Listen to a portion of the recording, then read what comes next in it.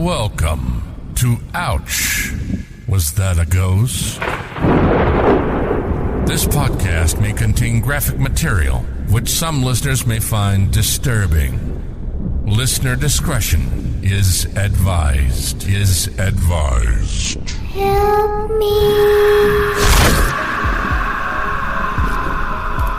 Now that we covered that, here's your host, Liz.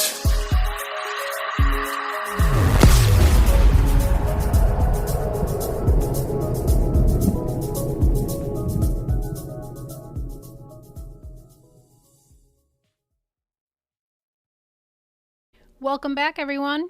Hope everyone's having a great 2024. Happy New Year's. And to make this less awkward and less scary for me, I'm just jumping right in with no banter. Today, I'm going to be covering the Salem witch trials, one of the most notable cases of mass hysteria. In 1692, over 200 people were accused of practicing witchcraft, and contrary to what many believe, there was no burning at the stake in Salem. This was more of a European thing. Europe saw any crime involving witchcraft as a religious crime, and if you were found guilty of heresy, then burning at the stake would be the punishment. The English government even hired a witch finder general, which, by the way, women couldn't be burned under English law in Salem because basically burning their clothes off would leave them naked, and that's not cool. So let's quickly go over some of the ways you could be accused. You could be accused if you were a female, you were too poor, too rich, you had friends, you fought with friends, you disagreed with anyone, you were too old, too young, if you were a healer, because if somebody was giving herbal medicine at the time, and a person was getting healed, and then that person stopped giving medicine, they looked at it as you were a witch, not that you were just withholding medicine that was helping the person. If you got married and didn't have enough children, you could be a witch. Your neighbors aren't getting pregnant because in their mind, you're a witch stealing their baby. If you have any type of stubborn behavior, if you have a mole, a birthmark, you're a witch. Which, imagine being put through that. How gross is that? You're standing, probably being examined by a whole bunch of old men looking at your naked body. They were also looking for a third nipple or anything that could be mistaken for a teat. They were also checking for lactation, which some of the women that were accused were pregnant. If your butter or milk spoiled, you could be a witch. If the cows in town aren't producing enough milk, then you're probably a witch. If you had sex outside of marriage, that's grounds for being a witch. And if you broke any rule in the Bible ever, then you could be a witch. If you tried to figure out who your future husband would be, then you were probably a witch. So now you know how to spot a witch. And all of these things that I've listed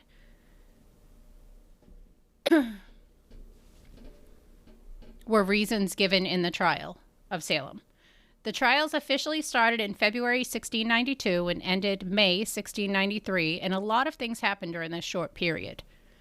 It started in a settlement called Salem in Massachusetts Bay Colony, which Massachusetts Bay Colony was founded in 1628, just to give you a little timeline, which was established mostly by a group of Puritans that fled from England.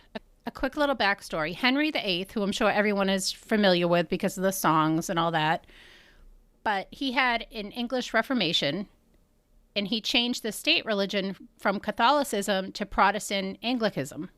I can never say that word. Most say this was done to give him the ability to divorce instead of just chopping his wife's heads off like he had been doing. Either way, doing this forced the people to choose. Do you want to convert or do you want to leave? And the Puritans, the Protestant Christians, were the ones that decided to leave because they wanted to believe what they wanted to. They didn't want to be forced into his beliefs. So they started coming to America and settling and trying to figure everything out in a brand new land. And this was a British colony, so it was ruled by English law. To understand the trials, you have to understand what life was like back then. This was 17th century Massachusetts, and people lived under the fear that the devil was trying to destroy them at every corner and their whole village.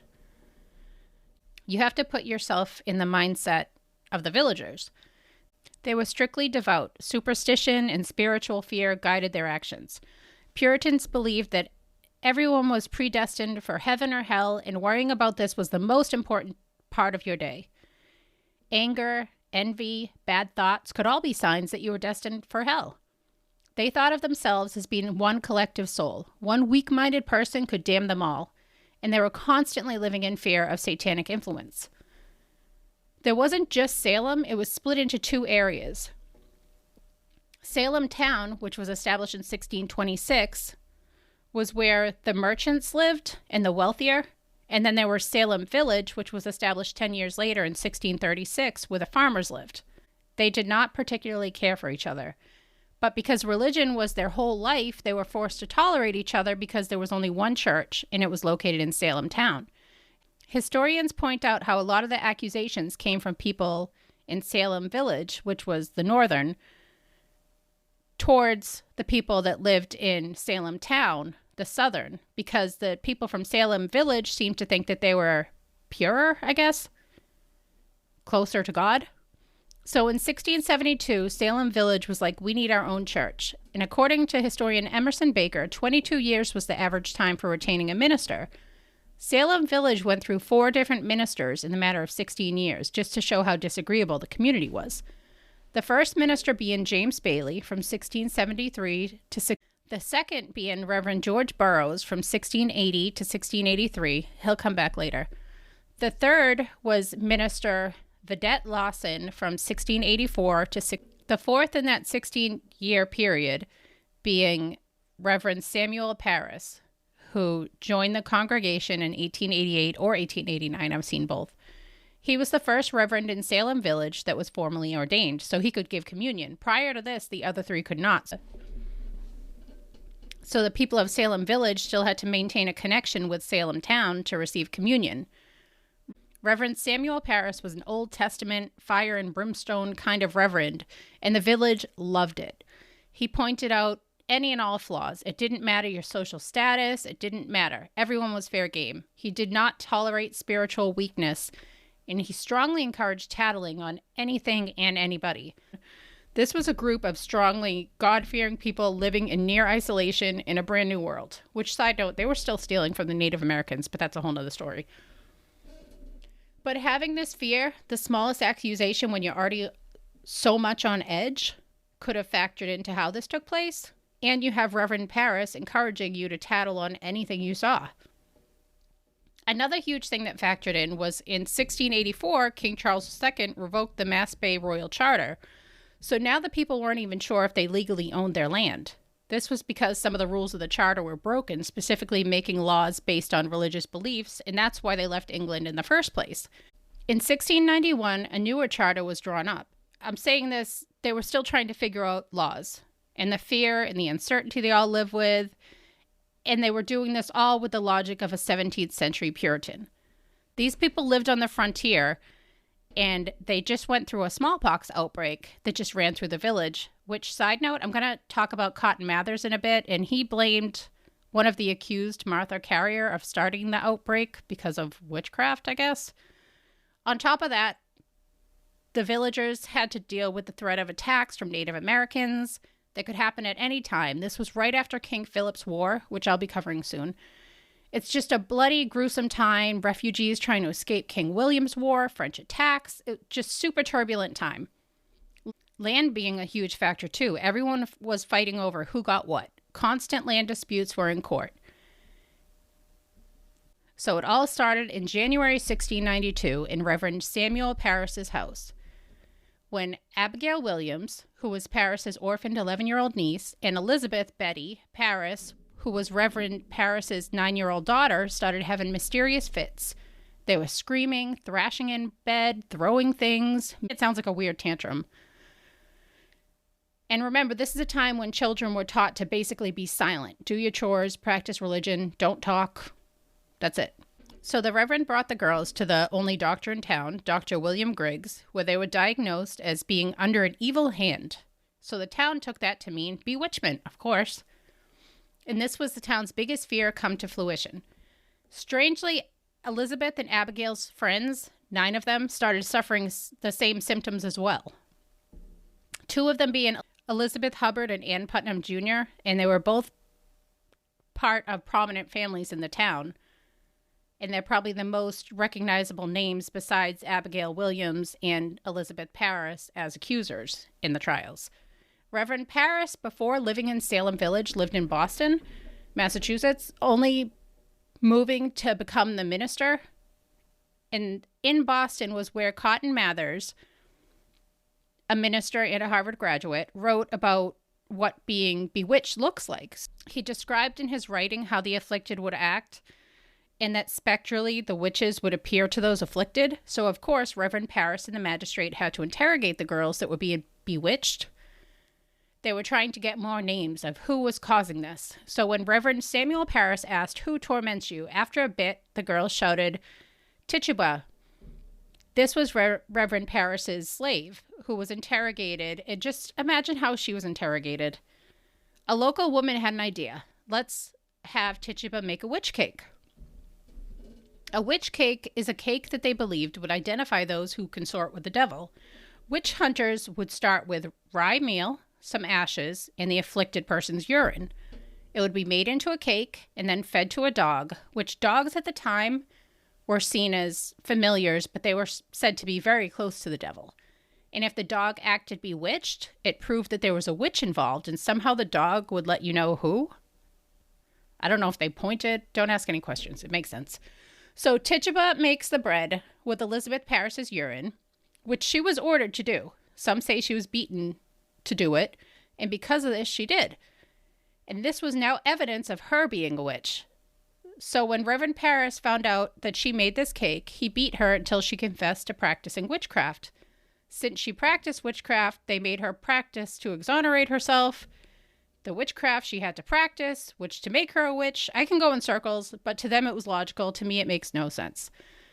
But this was a town that, like I said, was superstitious, God-fearing, and all the witchcraft in their eyes was the devil's work. That was it. During Tituba's examination, she confessed that yes, she convened with a tall man she did not recognize. Also at that meeting was Sarah Good and Sarah Osborne, and Tituba claimed that she was coerced by the two women into putting her name into the book, where she saw both of the Sarah's names already written, and they all agreed to do the devil's bidding as witches. Tituba also added that she saw 6 other names in the book, but she couldn't really read what those names were. Her confession just reinforced what people already thought. The devil was running rampant in the town. Both of the Sarahs were not very active in church, so this alone made them social pariahs, and the town thinking if they're morally weak, they're more susceptible to the devil. So Sarah Good, who was poor, and people complained that she relied on her neighbors.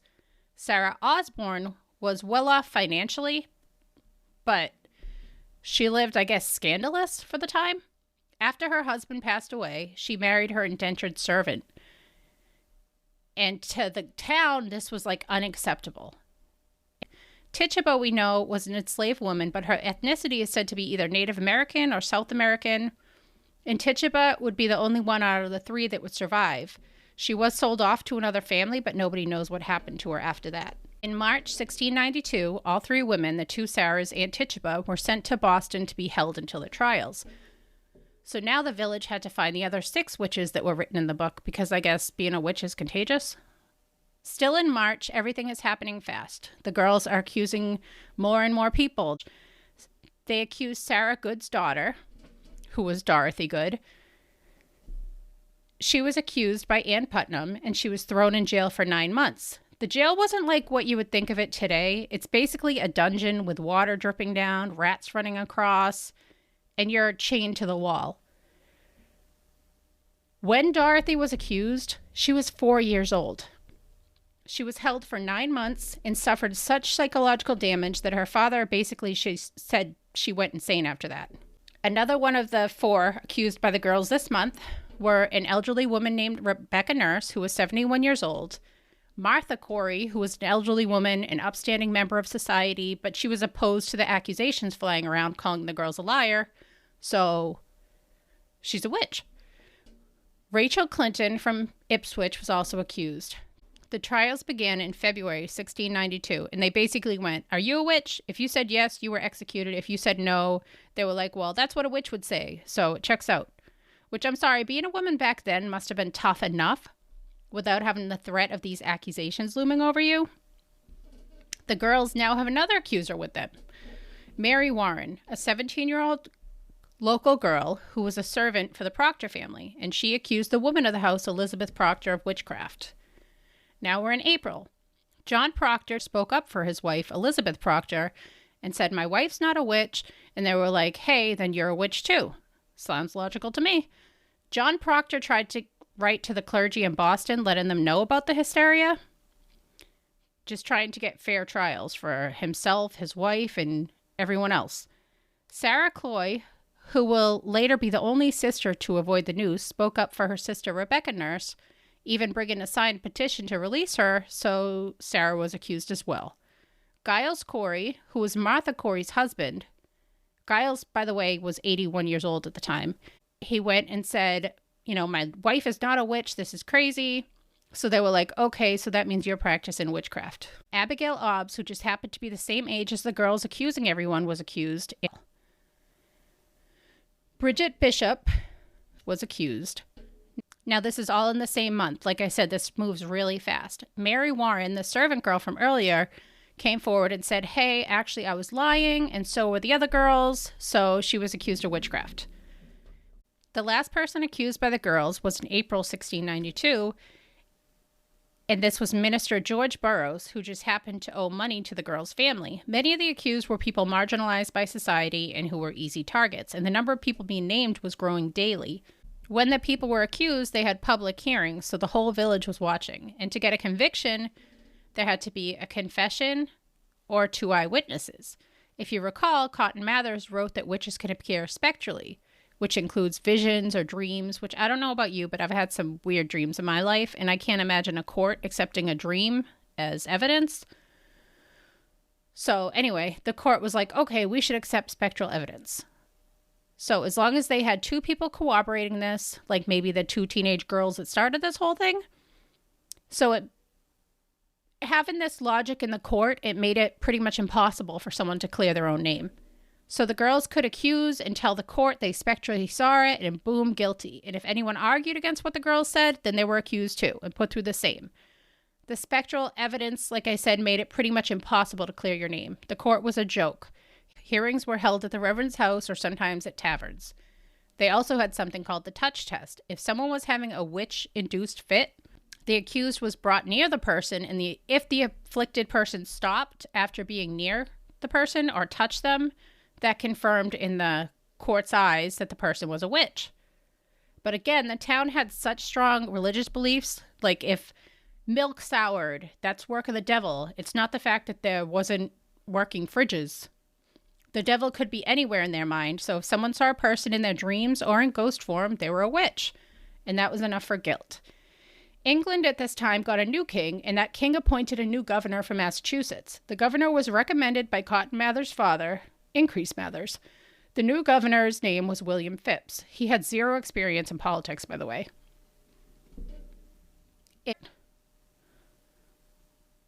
In May, Phips, the new governor, arrived in Massachusetts, and hearing all about the witch trials, he created a court of oyer and terminer, or to hear and to decide.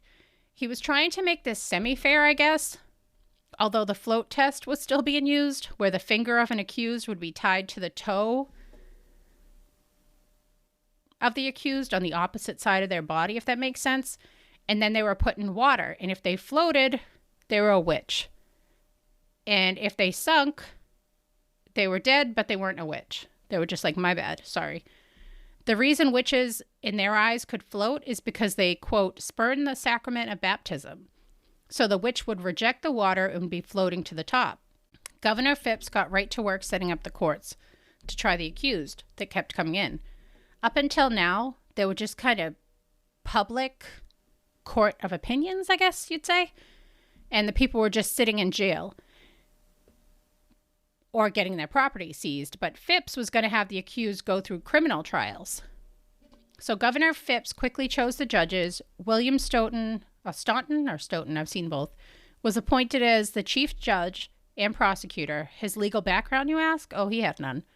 along with 8 other judges. Remember, this was under British law, so the penalty for a felony was death by hanging. So in June, Salem decided to use that.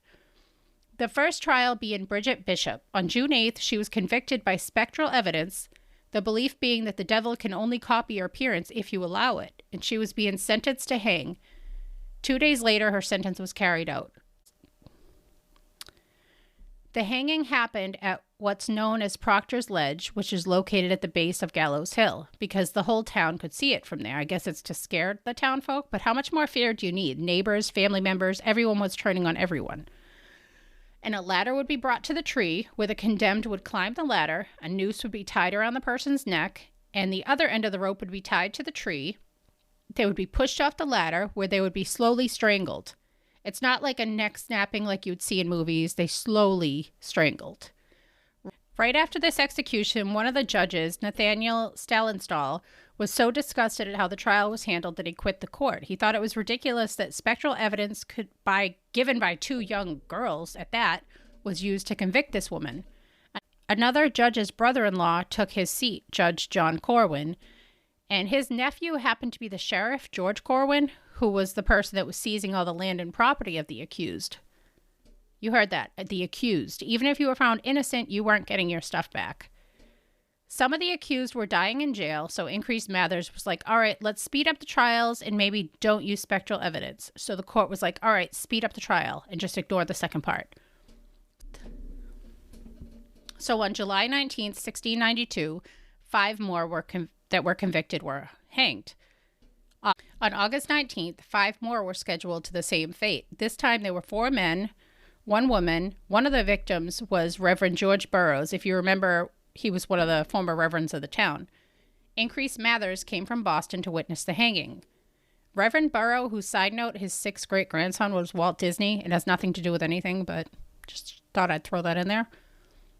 Was the first scheduled of the day, and Reverend Burroughs refused to enter a plea. So the 2 routes the accused could take is to lie and name other people, and you might be able to buy yourself a few months, but you'll go to hell because you just lied, which is a cardinal sin.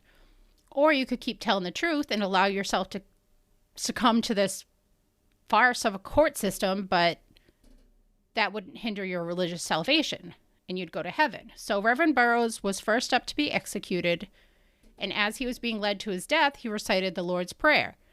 According to Salem logic, someone practicing witchcraft could not recite the Lord's Prayer without any mistakes.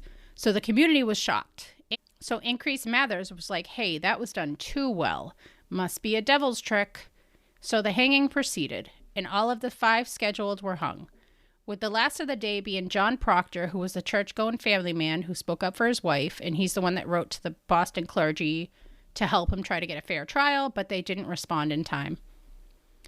Some accused took their fate into their own hands. Philip and Mary English, who were jailed in Boston, were waiting for trial, but because he was rich during those days, he could just leave jail for the day.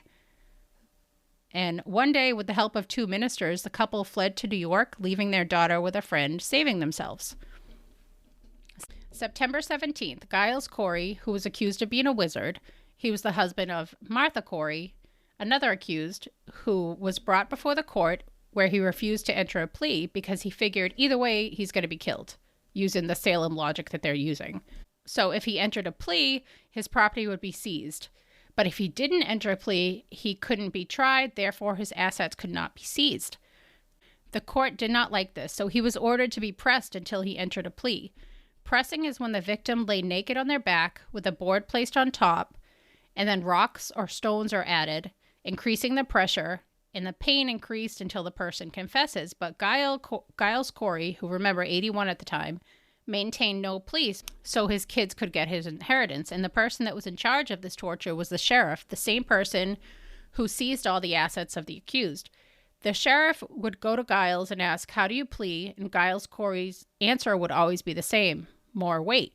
This continued until 2 days later when he succumbed to the torture and died. It said his dying words were, damn you, sheriff, I curse you and Salem. A few years later, the sheriff died of a heart attack, and for over 300 years, the sheriff of the town has always suffered a similar fate.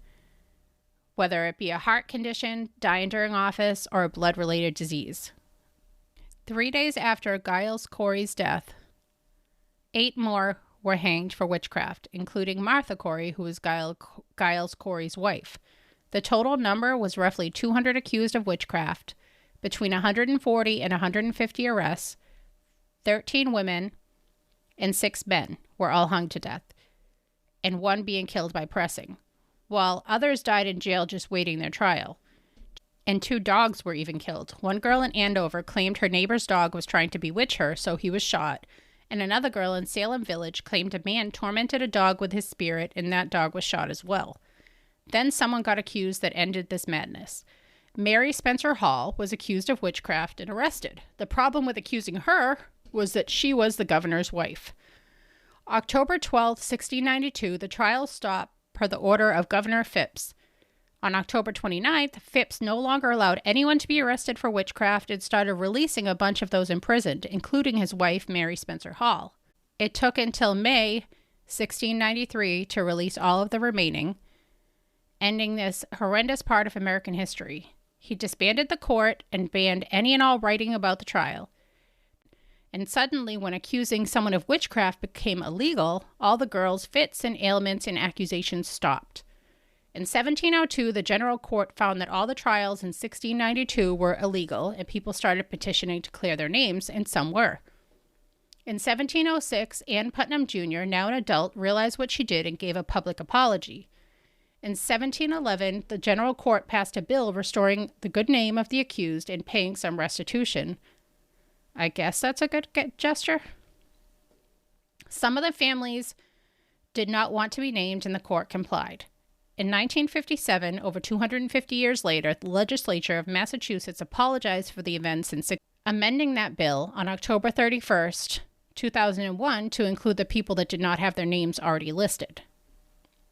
There's a lot of theories as to what actually caused this hysterical part of history. Some say family rivalries, economic hardships, unusually cold weather, Lyme disease, encephalitis, conversion disorder, epilepsy. Could have been the time period alone. The girls were taught to be silent, unseen, and when a claim was made, everybody was looking at them. Everyone wanted to talk to them. They were the center of attention in courts or walking down the street. The most common theory I hear is that wheat has gone through a late frost, which caused a fungus to grow, resulting in ergot poisoning, which can cause hallucinations, convulsive fits, paranoia. And when the next harvest came in the spring of 1693, a dry season, everything went back to normal. Some people doubt this theory because if this was the case, how come only a few people suffered, not the whole town? And if the farmers are really familiar with plants, you think they'd notice if something was growing on their plants? The most logical explanation to me, I wasn't there, was outside influence. Look at Ann Putnam Jr. Everyone she accused was either beneficial to her or her family or an enemy of her family.